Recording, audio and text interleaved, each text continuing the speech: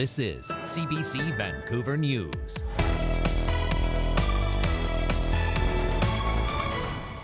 It'd just be really nice to see the master at work and my inspiration right in front of my eyes. Thousands of fans descend on Vancouver for the finale of Taylor Swift's massive Eras tour. That's the great thing about being a Swiftie, is that I've made so many friends already. Plus, it doesn't take much to be in those shoes and to need a really strong community to help you out, especially at times like this. making the season kind. For me, it's about giving back. British Columbians step up to support provincial food banks as more people turn to them for help. And the parents of a BC child allegedly hurt during a marred home birth are suing a woman with a history of illegal midwifery. Hello, thanks for joining us. I'm Janella Hamilton.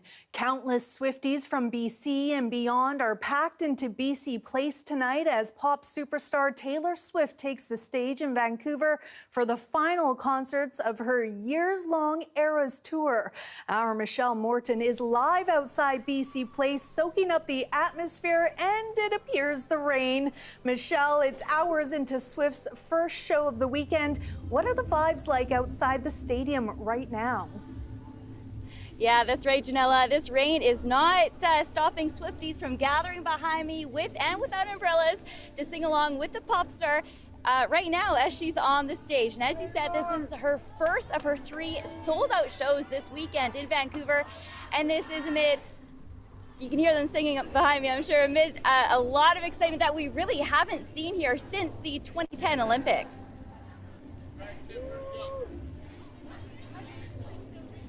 The moment tens of thousands of Swifties in BC have been waiting for. Vancouver. Welcome to the Eras Tour. Taylor Swift taking the stage at BC Place Friday night, her first of 3 sold-out shows this weekend in Vancouver, wrapping up her 2-year world tour. The Vancouver shows come after 6 sold-out concerts at Toronto's Rogers Centre, which spanned for 2 weeks.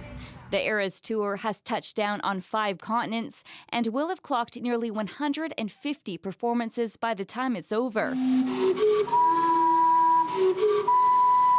In BC, the tourism organization Destination Vancouver says the Eras Tour is going to have an estimated $157 million economic impact on the city, which includes spending on accommodations, food, and transport. The energy outside of BC Place on Friday, electric, as fans from across the country and south of the border wore their favorite Eras-inspired costumes and Travis Kelce jerseys. We bought the tickets over a year ago and surprised her with them for Christmas, so. Oh my gosh, how did she react? She cried. She cried. Happy tears. Of course. It's going to be amazing. We're so excited. Yeah, so you've been waiting for over a year for this concert. Yeah, we got them over a year ago now. Carly actually got them, so she brought me, so it's all thanks. Yeah, but Let's hear, okay. the lover. Leather bodysuit. This took 4 days. I started on Sunday. I did all the rhinestones. Yeah, it's been good. I think a folklore inspired dress that I got. I have the mushroom earrings. I have the green eyeshadow to go for folklore and evermore, and obviously the folklore cardigan. More than 160,000 Swifties are expected to descend on the city over the weekend. As of Friday night, Vancouver police say no incidents have been reported and officer presence has ramped up. And to help fans get to and from the venue, extra transit services have been scheduled, as well as ferry sailings, up until Sunday night, when Swift marks the end of an era. I'm just feeling so overjoyed that we decided to spend our last couple of shows in Vancouver. You are so unbelievable. And Janella, they have actually opened up the gates here, a sure sign that the concert will be wrapping up anytime. And with such an influx, Michelle, of fans, how is the city prepared for people getting home? Yeah, so I think a lot of concertgoers need to pack their patience this evening. TransLink did announce earlier this week they are planning ahead for all the concertgoers, because as you mentioned, tens of thousands of people are here tonight, packed in BC Place behind me. With that said, they are extending some transit service this evening. That includes for SkyTrain and SeaBus, and they're also adding additional buses to the roads tonight as well, and throughout the weekend until the last show on Sunday night. Janella? That's Michelle Morton live outside BC Place for us tonight. Thank you so much. Stay warm out there.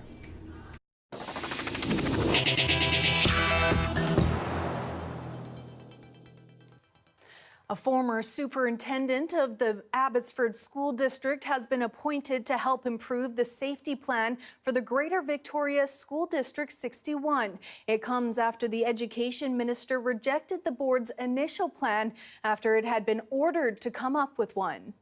I would like to repeat what I communicated to the board this morning, that if the board fails to deliver an appropriate revised safety plan that I can approve, or if the board does not cooperate with the special advisor, I am willing to take any step necessary to ensure the safety of students and staff by considering all options available to me under the School Act Section 172. Bear says there was a miscommunication breakdown between the board, community agencies, and rights holders. She says a new plan needs to be submitted by January 6th. The school board says it's deeply committed to the safety and well-being of all of its students and staff and looks forward to working with a special advisor. The BC Ombudsperson has launched an investigation into how checks intended for income and disability assistance have not been distributed during the Canada Post strike. Jay Chalk says the inquiry was started after the Ministry of Social Development and Poverty Reduction told him that thousands of social assistance checks had not been delivered in November. Chalk says he's worried vulnerable people will be left without money for food and shelter. Canada's unemployment rate jumped to 6.8% last month as more people looked for work in a weak job market. But StatsCan says BC gained 1,400 jobs in November, all from full-time job growth.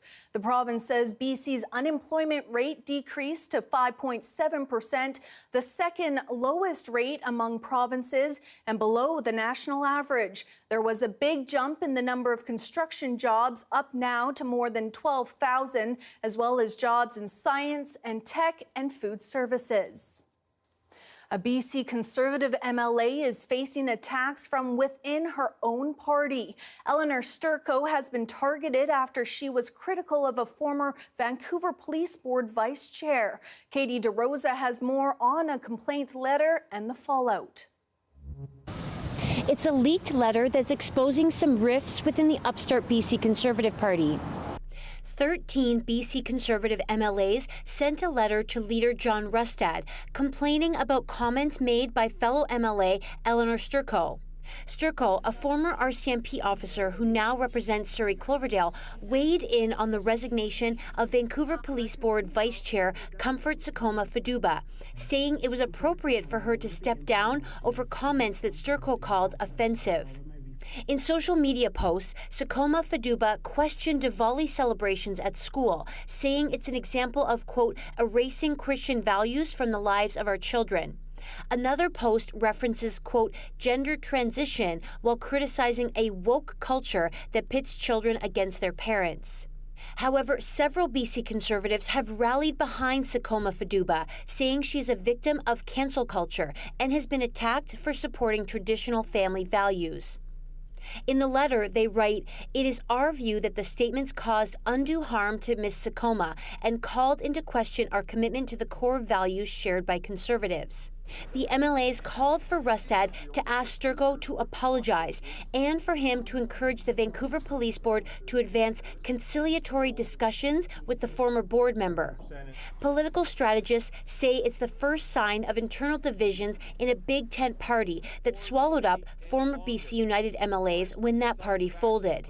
Quite clearly, Eleanor Sturco is on the more liberal side of this Conservative Party. And the people who have spoken out against her on the more conservative side. Political scientist Hamish Telford says if Rustad doesn't manage the infighting, it could potentially tear the party apart. Rustad has said he will allow his MLAs to vote freely on issues according to their conscience. One conservative strategist says that's a good thing. Even though we are under the same caucus umbrella, that we can civilly be on two sides of an opinion here. Sturco wouldn't go on camera Friday, but told CBC News she stands by her statements about the former police board member and has not been asked to retract them. John Rustad did not return calls for comment. Katie DeRosa, CBC News, Victoria. Today, CBC British Columbia welcomed you, our audience, to join us for our annual campaign, Make the Season Kind. The event raises money for food banks every year ahead of the holidays. As Michelle Gassoub reports, this year the need is even greater. This is our annual holiday campaign. This year, it has a new name. We're calling it Make the Season Kind. It's the day CBC welcomes the public to our front doors. With special guests, live music. I had to check out this 360 thing. I'm gonna give you something a little special.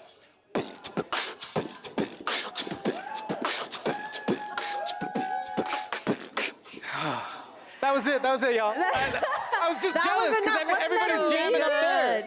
And more. Thank you so much. We appreciate it. All to raise funds for food banks across BC. So I've been in that situation myself where I think times are really tough and your heart really goes out to everyone, especially the people with families and single parents. This year, it's all about leading with kindness. For me, it's about giving back. Obviously, this city, the sport of soccer, this country has given me a lot, and I'm very fortunate. And for me, it's giving back to those less fortunate, especially around the holidays.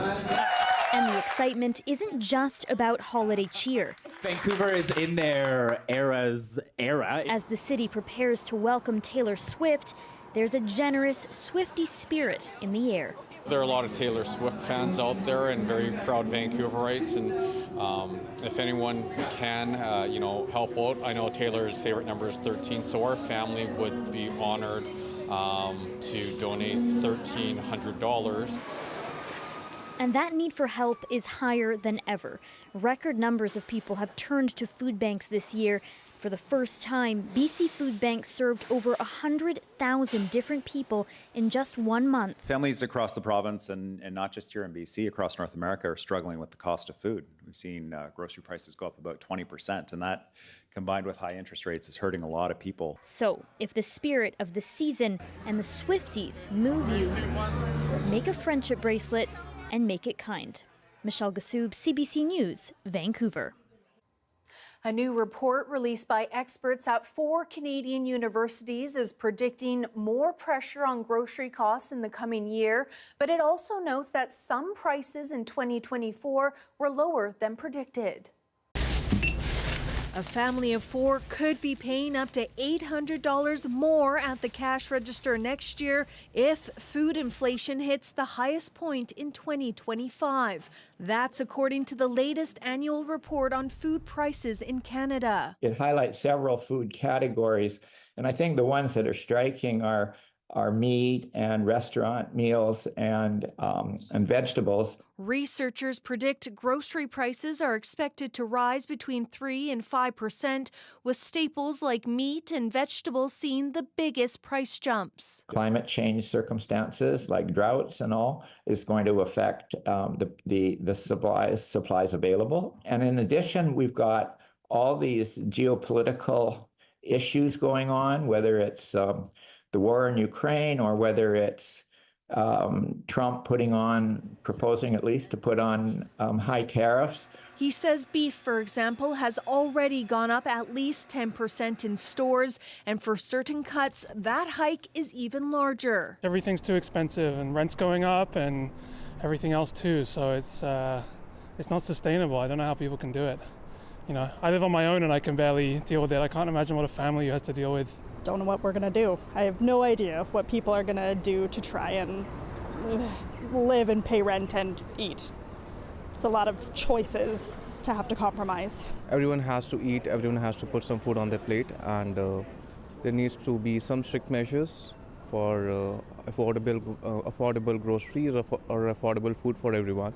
Bakery items and dairy are also forecasted to increase in cost by 2 to 4%.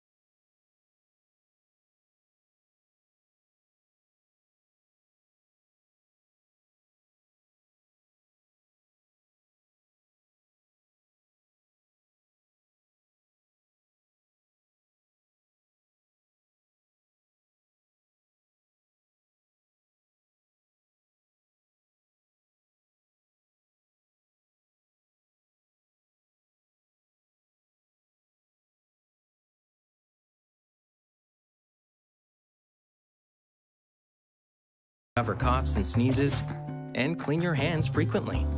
Healthy habits make a difference, helping to protect you and the people in your life. We can all do our part. Learn more at healthyhabitsbc.ca.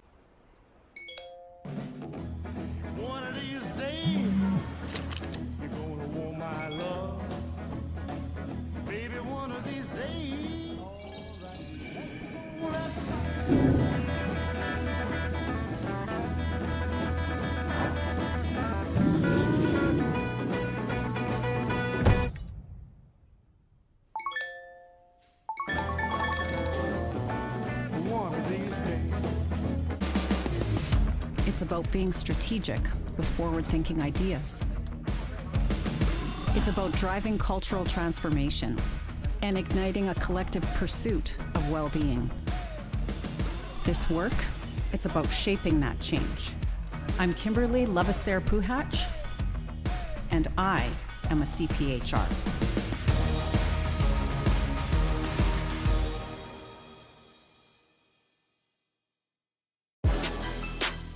When you see us roll up, I'll awesome gifts are about to go down. I got gifts for Mom, for Kid 1, Kid 2, and Phil. I don't even know Phil. We use a list. Go off list. What list? Last time I checked, stockings and dinner guests don't stuff themselves. So if you want to crank up the magic this holiday season, Hey, your foot powder. then rock the shop like one of us. We're made for the holidays.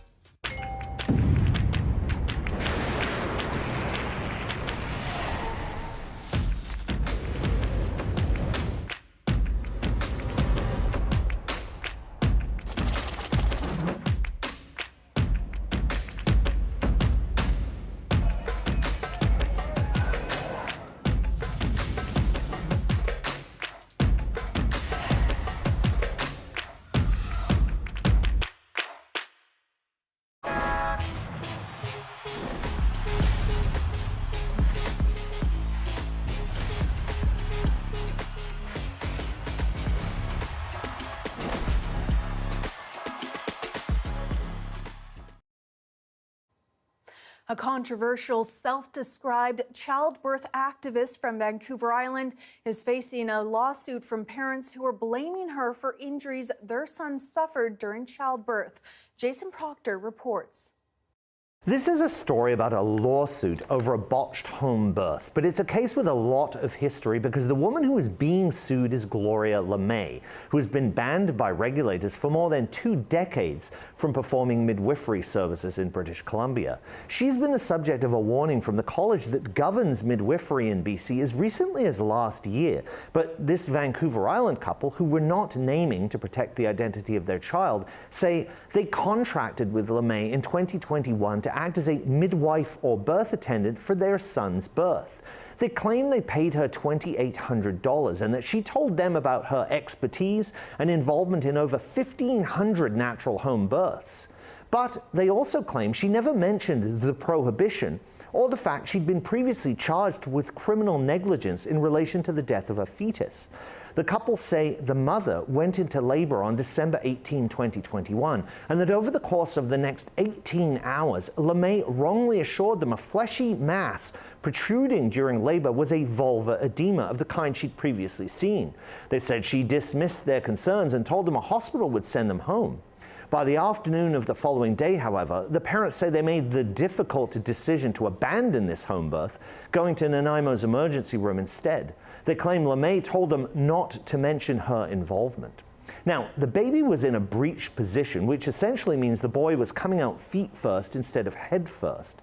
Doctors did a C-section, and they told the parents that what LeMay allegedly said was a vulvar edema was in fact the boy's scrotum. The parents are now suing for damages to their child's genitals as well as their own alleged psychological trauma. So Gloria LeMay hasn't responded to the lawsuit. She hasn't responded to my email, which was sent to her website, where she is currently advertising what she calls Wise Woman Way of Birth doula training for $675. She's been in the media before, sentenced to 5 months in jail in 2002 for taking part in 10 home births after a conviction for criminal contempt of court. She was also found guilty of contempt of court in 1995 for refusing to answer questions during an inquest about a newborn that died of E. coli. And in 1991, she won an acquittal on criminal negligence causing death after a fetus died during delivery. That case went all the way to Canada's Supreme Court, which found she couldn't be convicted because a fetus is not a legal person. So none of the allegations contained in the lawsuit have been proven in court. Jason Proctor, CBC News, Vancouver. Here we have a live shot of BC Place where fans of Taylor Swift are shaking off this rain. Doris will have our full forecast next.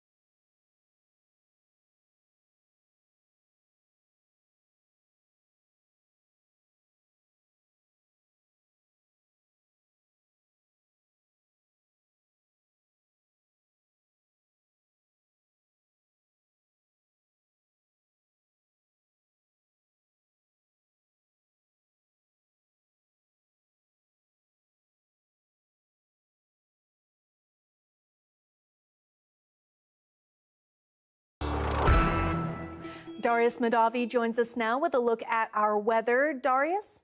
Well, we've got lots of weather warnings across BC, rainfall warnings that should come down by tomorrow morning, some snow warnings, freezing rain warning on parts of the mountain passes.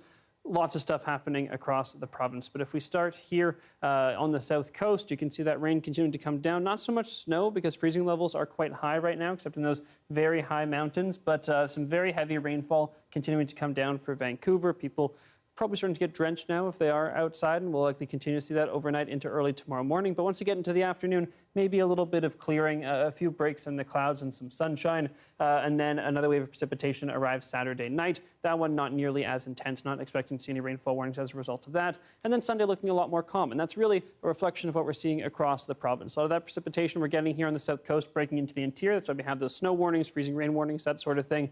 But as we continue to see it work its way inside, and then another wave coming in on Saturday, we're not going to see anything quite as intense, and Sunday is looking very calm across BC. Now, if we take a look at our snowfall accumulations, I'm going to show you it's really those higher elevations for the first couple of days, but then once that next wave comes in Saturday night into Sunday, tomorrow night into Sunday, you can see then we start to get some snow coming down on the mountains on the south coast. But for now, expect lots of rain on top of that snow unless you're in the very high alpine. So skiing tomorrow, probably not going to be as good as on Sunday. In terms of our highs over the next couple of days, those are generally coming down a little bit. We're a little bit warmer than normal right now, so that'll start to fix itself over the next few days from north to south. The Peace probably seeing the biggest drop in those temperatures because they were quite a bit above seasonal the last day or two. Lots of different precipitation types coming down. Some heavy rain again tomorrow morning in Whistler before a bit of clearing up possible in the afternoon, and some freezing rain / snow coming to parts of the Peace. In the south and southeast, pretty normal conditions, but again, the snow for the mountain passes could be serious. And then here we go for Vancouver. Some rain tomorrow morning, bit of clearing. Sunday looking a little bit clearer, and more rain on the way. Yeah, a little bit of a mixed bag there. Thanks so much, Darius. Thank you. That is your late news for Friday, December 6th. Thanks so much for watching. We'll see you tomorrow.